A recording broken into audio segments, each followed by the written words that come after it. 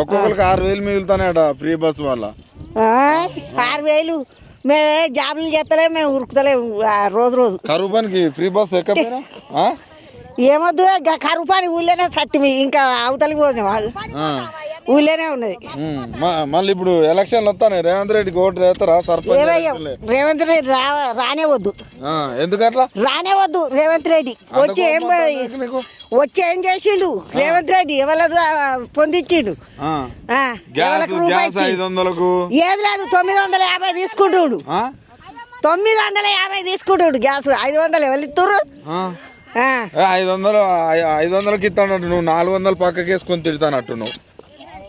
లేదు లేదు, అంతేనా? 500కు ఇప్పుడు ఊరంతా తిరిగి చెయ్యి. ఈ మనిషి అబద్ధం ఆడిందా? ఇంకో మనిషి అన్న నిజం చెప్తుంది. రేవంత్ రెడ్డి మరి మొత్తం స్టేజ్ ఎక్కి మొత్తం మా మహిళల్ని కోటీశ్వరాలను చేస్తా, 500 గ్యాస్ ఇస్తా అంటాడు. మాసుండలకు పొడసుక తినేటానికి, అంతేనా? మాసుండలకు పొడసుక తినేటానికి ఆ మాటలు చెప్తుడు. ఇల్లు ఇందిరా ఇల్లు గిట్ట పెట్టిరా నీకు? ఏ లేదు, ఏ లేదు.